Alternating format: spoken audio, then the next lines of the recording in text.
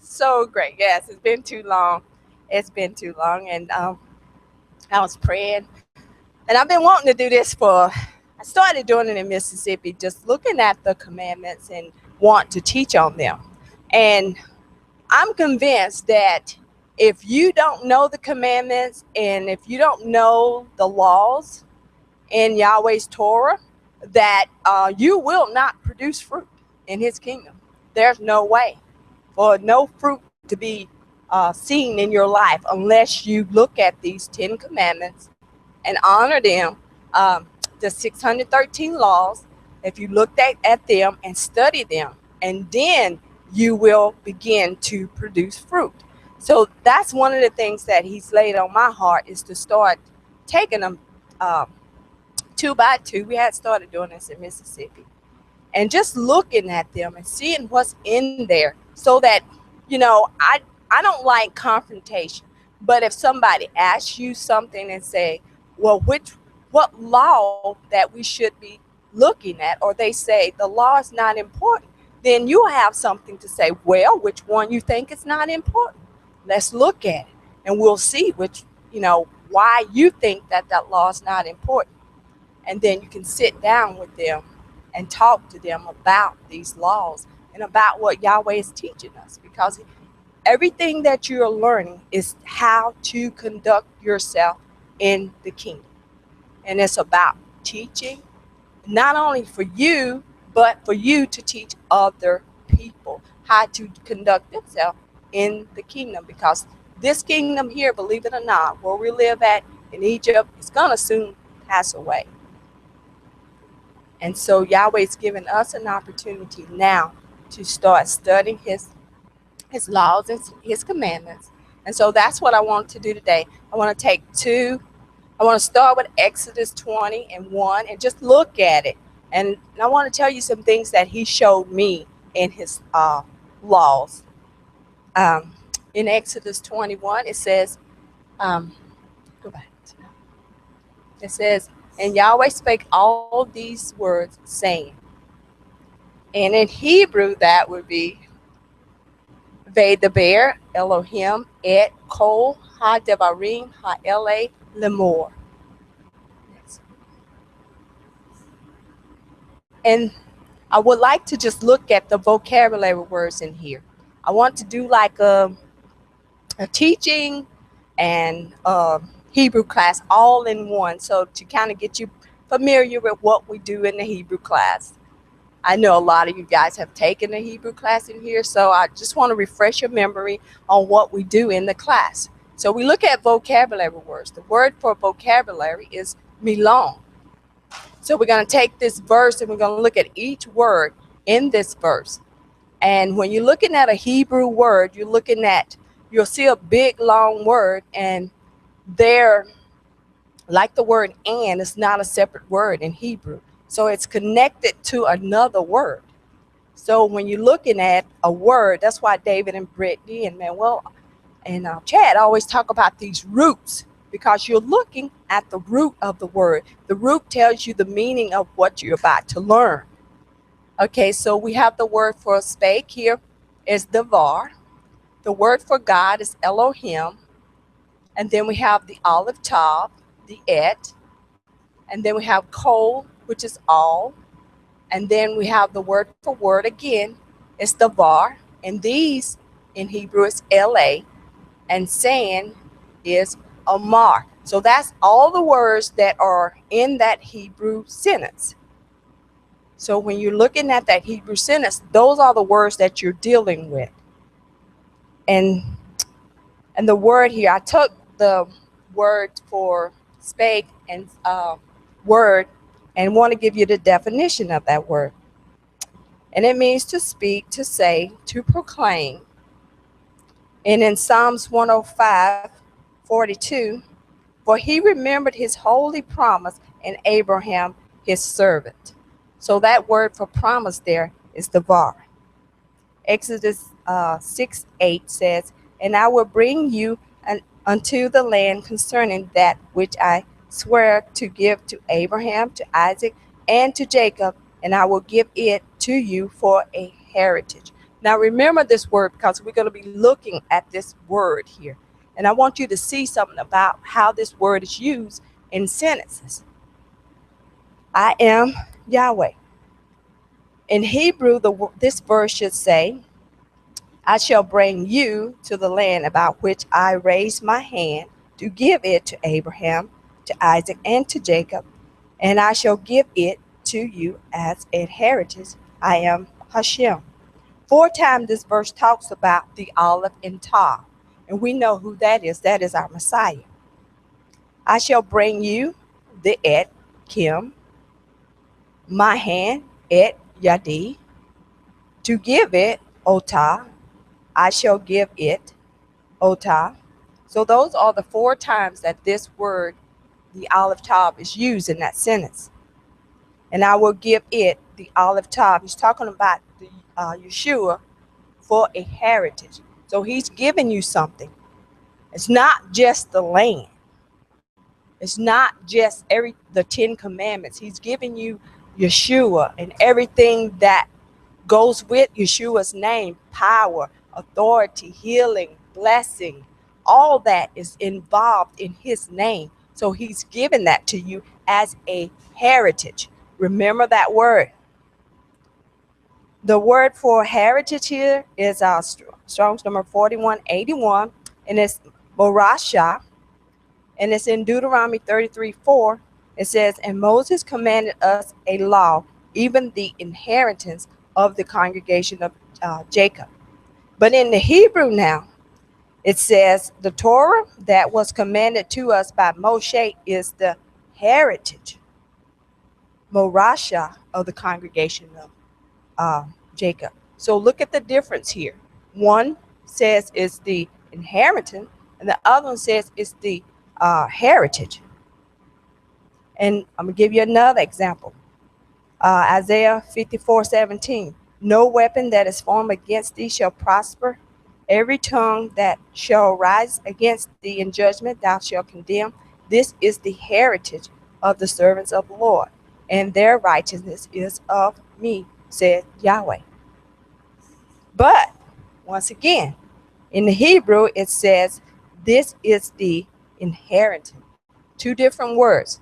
This word is na kale of, so that's the word for inheritance of the servants of the Lord. So they're using, so what I want you to see is they're using these 2 words to represent something that Yahweh is trying to say, but the 2 words mean something totally different. We're dealing with inheritance and inheritance. So they're putting them in different spots. And when you're reading that, you're getting 2 different opinions. You get 2 train of thoughts. Okay, in that verse, it should say, this is the inheritance. And now the definition for the word inheritance is, we'll go back. That word is Strong's number 5149, and it's Nahale. And Rambam says that the Torah is the inheritance. Torah is the Morasha. The Torah is an inalienable possession of Israel, transmitted from generation to generation. Inalienable means that it cannot be transferred to another. So this is something that has to be passed down from generation to generation. Okay, Reed Mordecai Griffer explains the difference between Nahale, inheritance, and Morasha, heritage. Inheritance belong to the heir to be used and disposed of as they please. So if you had an inheritance given to you, you can do whatever you wanted with that. But if something is inherited, you can't do whatever you want. It's got to be passed down. Okay, the inheritance, however, is the property of generations before and generation after. It is incumbent upon the heirs to preserve it intact. So you have to, if you receive an inheritance, you can just go like the prodigal son. He just went and wasted everything that his father had worked for and gave him. It was his. He could do what he wanted to do. But it's something different about the Torah. The Torah doesn't belong to you to do what you want to do with it. It don't. It is inherited. It's something has to be passed down. The sages expound that the word morasha can be read as if it was spelled mi-orasa, meaning marriage, meaning that the Torah and his people are considered like bride and groom. This refers to the entire nation of Israel, for the rich and for the poor alike. So everybody can have a little bit of the Torah. It's according how much you want. If you want this much of the Torah, you can get this much of the Torah. It's not going anywhere. You may pass away, but the Torah is going to be passed from me to my kids, from their kids to the next generation. It's going to stay the same. It's not going to go anywhere. But if he give you a piece of property, you do whatever you want. You can sell it, but if it's his property, you can't sell it, because he commands Israel, do not divide my land, because it's not yours. It's something that he gave to Abraham, Isaac, and Jacob, and it has to be passed down.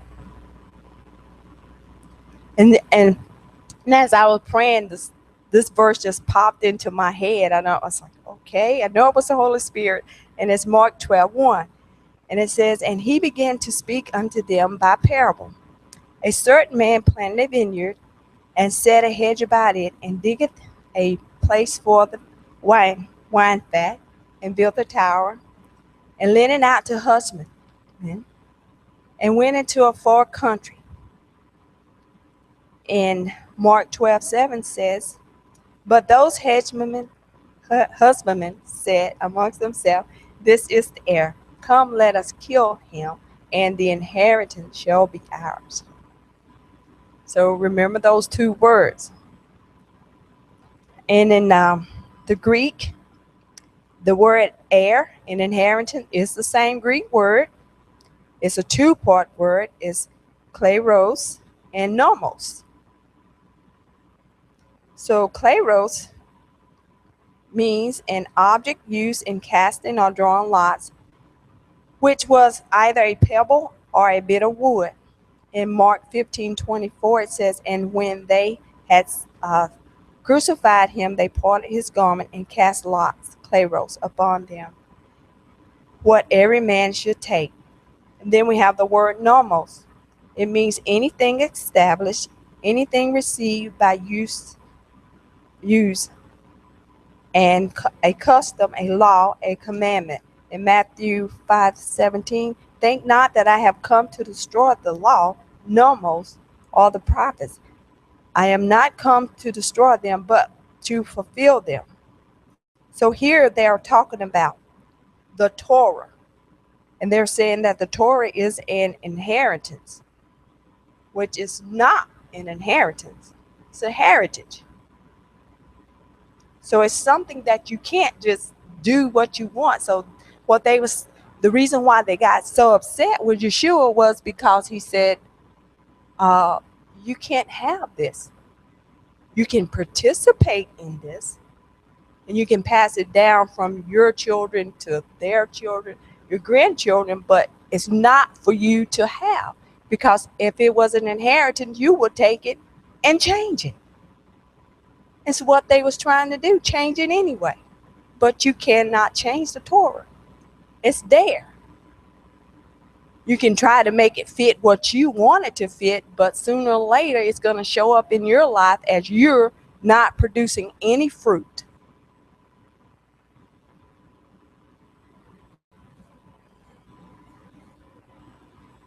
Okay, it's another place in the Bible that this is used, and it has a root, and it's kleo, and it means to break.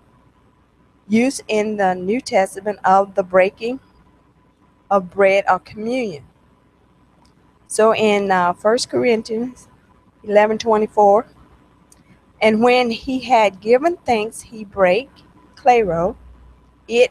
He said, take, eat, this is my body, which is broken for you. This do in remembrance of me. Remember, claros means lot. Claro means lot. Breaking of bread or communion. Nomos means law, Torah. Claros and nomos are joined together. There are two words. They're joined together, meaning your lot is the Torah.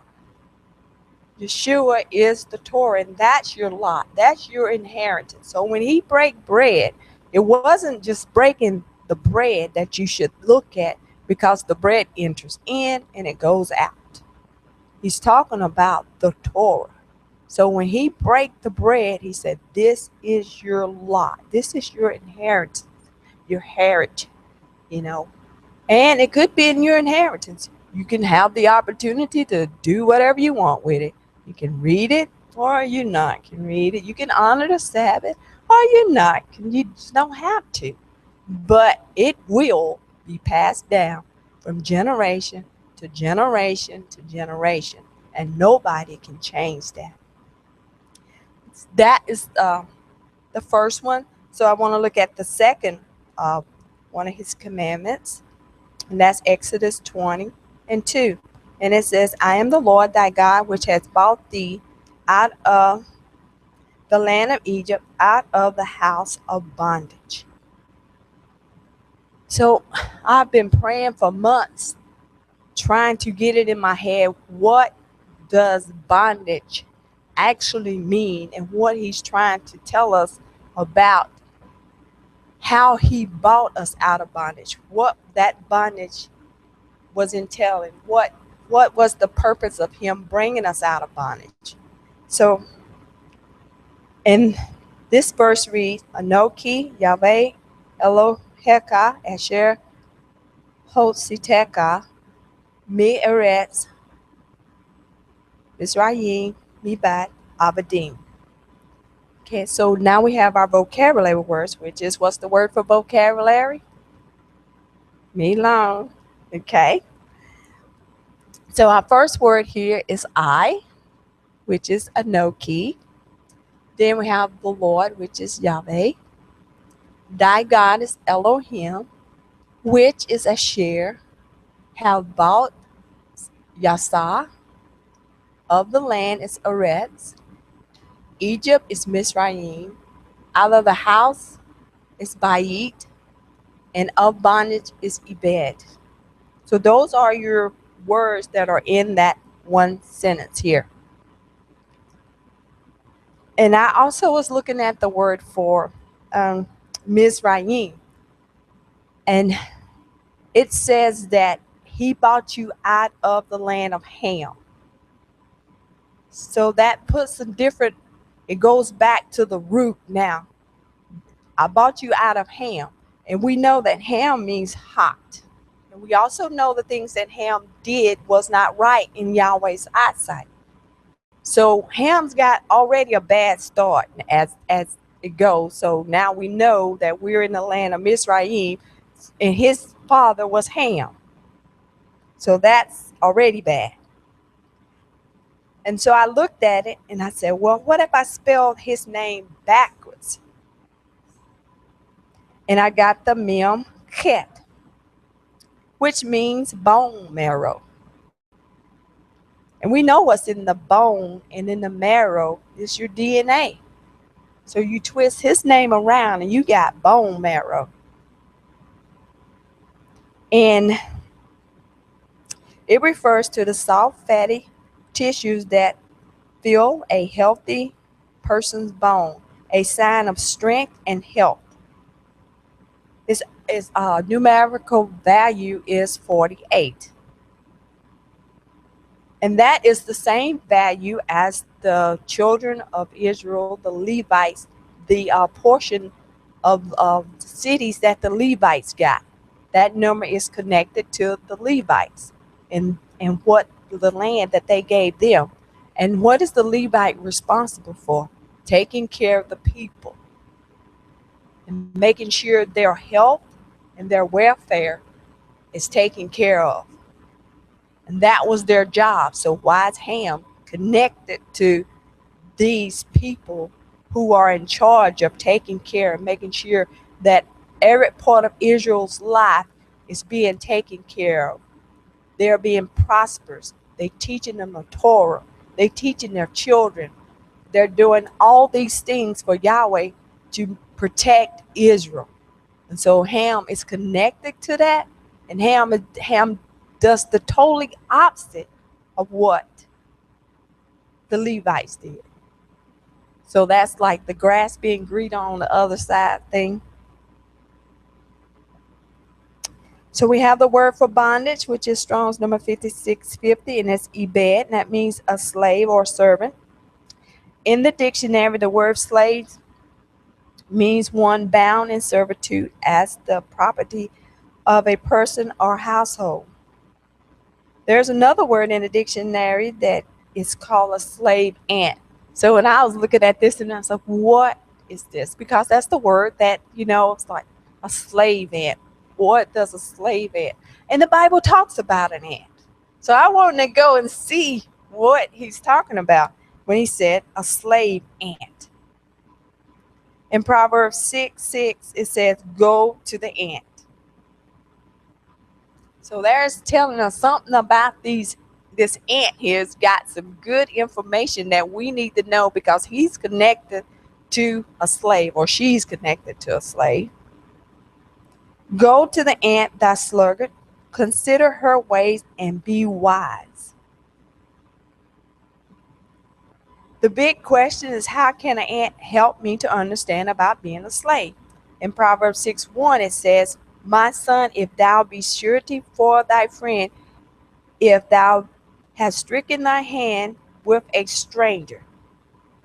So the word here for surety is Strong's number 6148, arah, to be surety for the life of another, to be liable for another's debt. Okay, remember that. In Proverbs 11:15, it says, he that is surety for a stranger shall smart for it, and he that hateth suretyship is sure. In Hebrew, the verse begins with the word ra. We all know what ra is, evil. So when he starts out a sentence with ra, you better pay attention to that sentence because something is fixing to be very bad in that sentence. And it says, he who puts up security for another will surely suffer, but whoever refuses to strike his hand in a pledge is safe. Now let's look at the word for debt. It's Strong's number 5778, nasa. It means to lend on interest or usury, referred to a person who has made a loan. In 1 Samuel 22:1-2, it says, David therefore departed thence and escaped to the cave Adullam. And this word means justice of Yahweh or justice of the people. And when his brothers and all his father's house heard it, they went down hither to him, and everyone that was in distress, everyone that was in debt, and everyone that was discontent gathered themselves unto him, and he became a captain over them, and there was with him about 400 men. So whenever I see David, I always think of Saul because they was opposite each other, and they both was kings. One was the first king and the other one was the second king. So Saul, what did he do? He did not inquire of Yahweh at all. So the people found themselves in distress, in debt, in discontent, and the word for that is marah, or mar, bitterness. And funny thing is this word is joined to the word soul, nephesh. So it's everyone that was bitter in their soul because of their slavery, their bondage, their debt, They became bitter in their soul.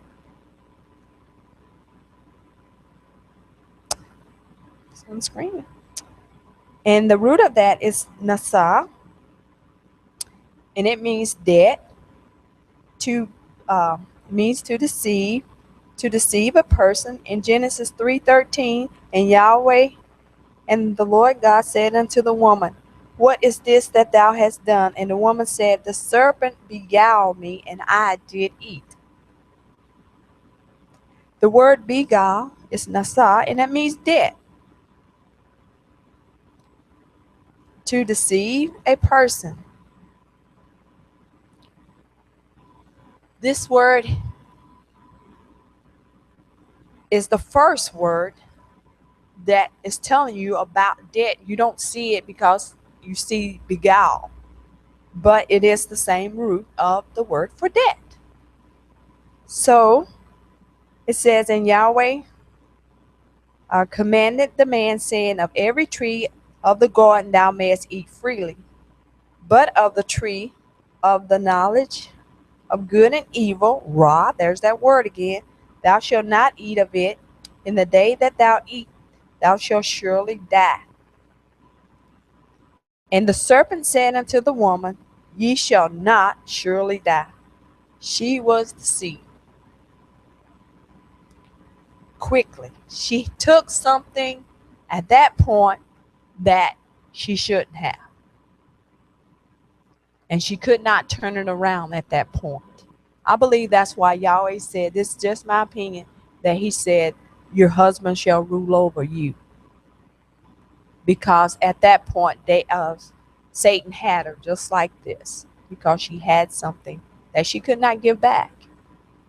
And I believe that's why Yahweh said, your husband's going to rule over you, taking that authority back away from Satan, not giving it to him.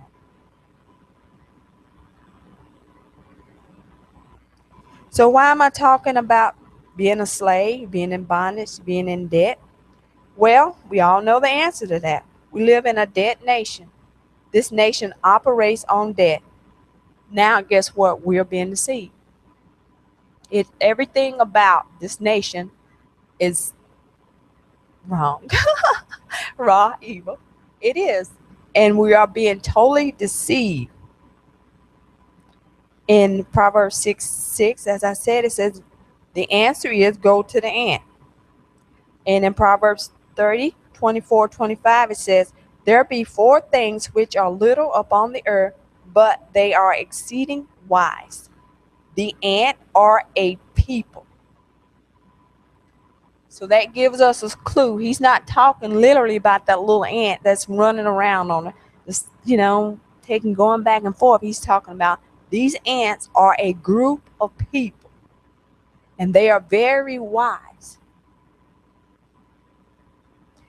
The ants are a people not strong, yet they prepare their meat in the summer. Okay, but they are exceedingly wise. To be wise, to act according to wisdom. Exceeding is hakam, and wise is hakam. The same word. They are wise. So when he repeats himself, you better pay attention. These people are wise. So who are these people? And the word here for go is yalak. This common word carries with it the basic idea of movement. In the verse, it says lek. The yod is taken off. So at the front of a word, the yod would mean future tense. I will go, I shall go, I may go, I'll think about going. But here he takes it off. He says lek. Go. Make a move. Move now. Thou sluggard. And this definition here is like, it goes on and on and on. And it is a cell, and it means sluggish, lazy, useless, a lazy person who always fail because of laziness that becomes moral failures. And this really got my attention. Their wealth and their health deteriorate, being lazy. In Proverbs 24:30-32, and I went by the field of the slothful, and by the wine the wine vineyard of the man void of understanding. I lost my train of thought. And the word for understanding is live heart. Who had no heart? I went by his vineyard. Who is he talking about? Who went by what? Yahweh saying, the children of Israel is considered as Yahweh's vineyard. I went by your vineyard and it was void. It was empty. That brought me to tears. I'm still crying over that.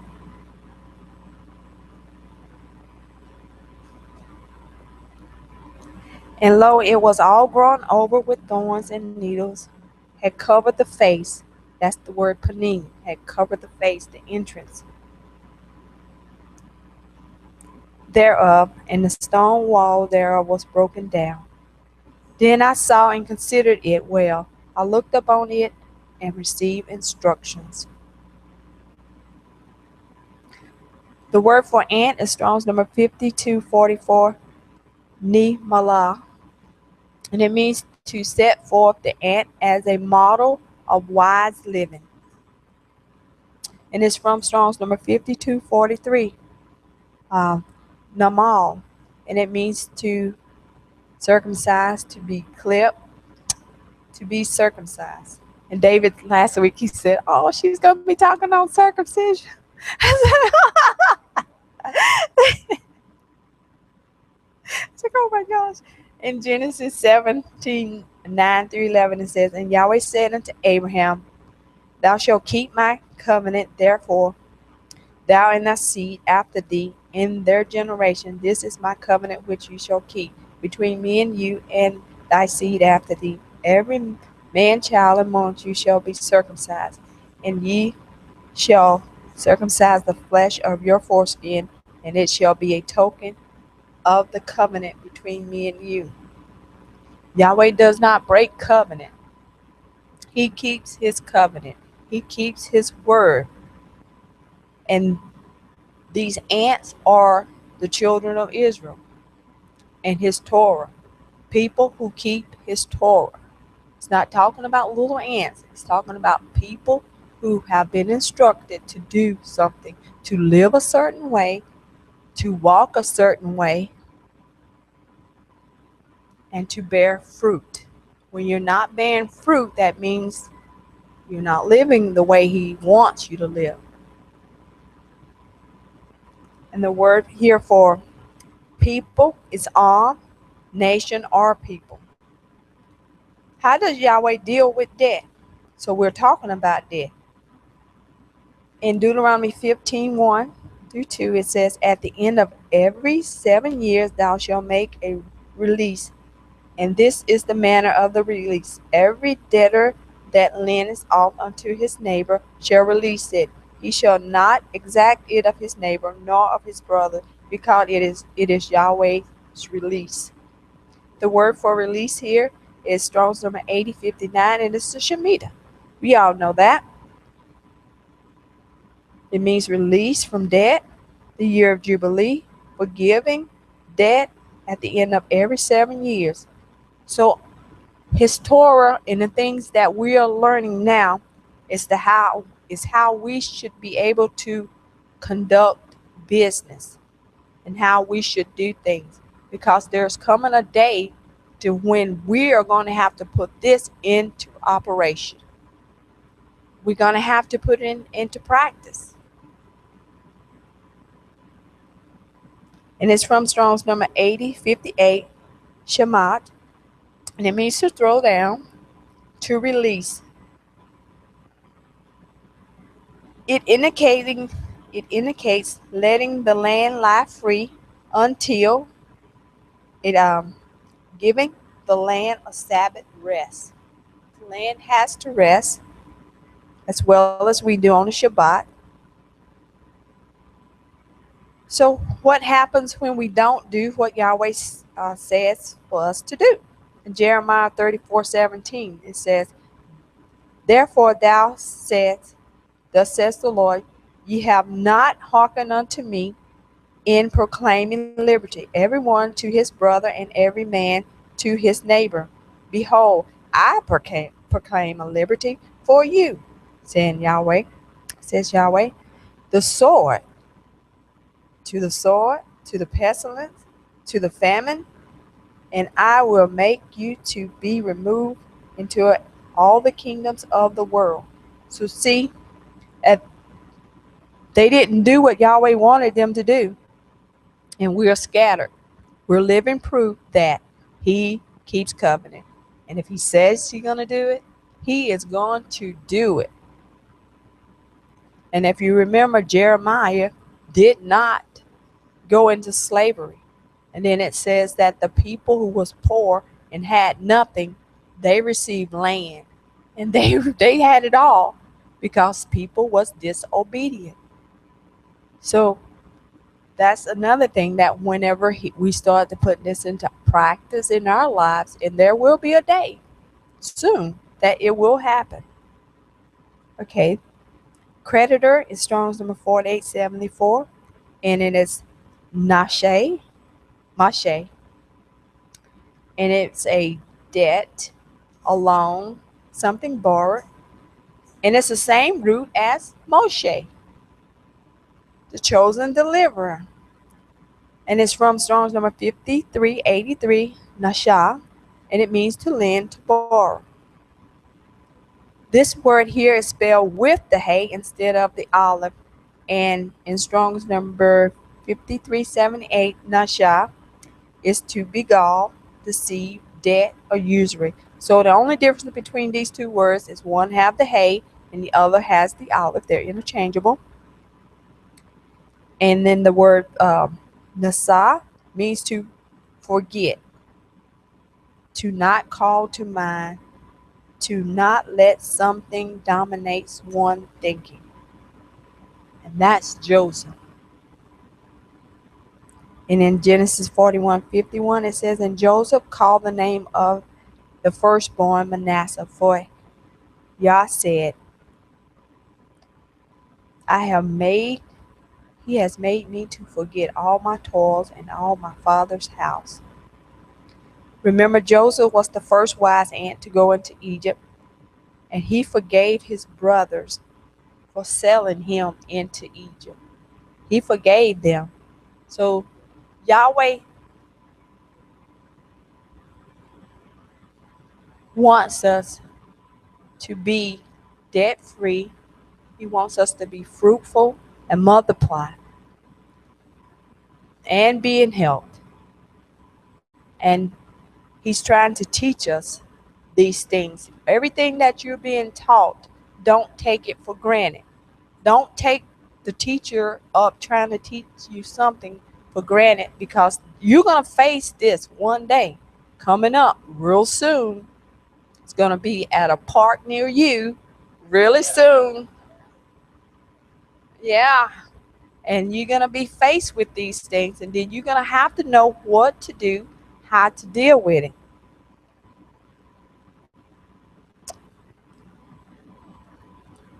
So I was reading this book called Money and Wealth, and he was discussing debt and dishonest scales. David always talks about debt and dishonest scales. So I picked up this book and said, what is he, just to read it. And he quoted this in the book. To force debtors into additional financial bondage, Congress passed a legislation on March the 1st, 2001, that makes it more difficult for debtors to default on their debt. The legislation is a prelude to future legislation that will hold debtors accountable for their debt, even when it is impossible for them to pay it back. This will produce a modern-day debtor's prison designed to enslave today's debt-ridden society. We're already a debt society now. So they are already putting laws into effect to put you further and further in debt and making it where you will not be able to get out of it. The book also refers to an old saying that goes with our topic. Gold is the money of kings, silver is the money of gentlemen, barter is the money of peasants, but debt is the money of slaves. Render therefore to Caesar the things which are Caesar, and unto God the things that are of God. We know what God's money is. He always operated in silver and gold. So my suggestion is something that I'm trying to learn how to do is how to function with to understand it, because we have this green stuff in our hands and that's all we know how to work with. That's it. And it's worthless. So I suggest that you get some coins and just play around with them and see, you know, just start dealing with these coins in your hand to know how to deal with them, because they're going to be very important in your life in the days ahead.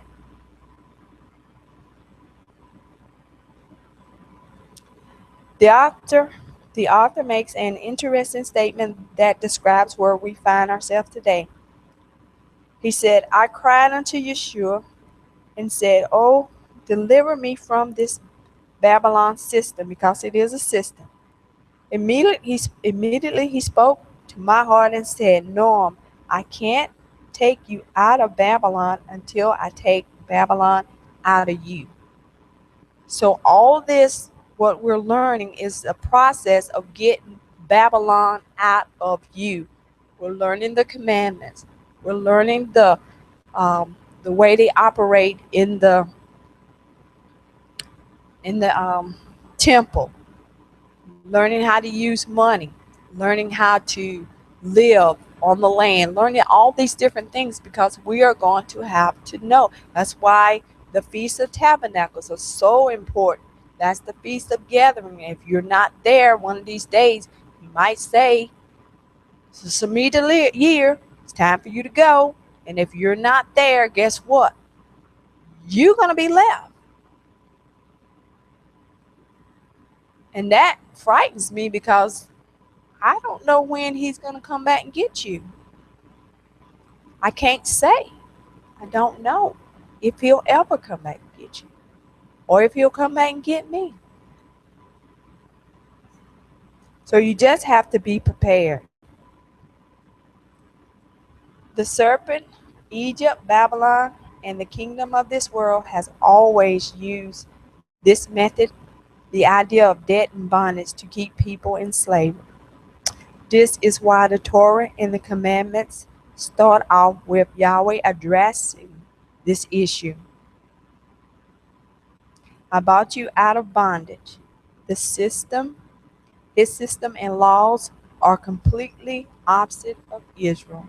So that's why we're learning everything now, because we're living a totally different, everything about his whole kingdom is just totally different than Egypt.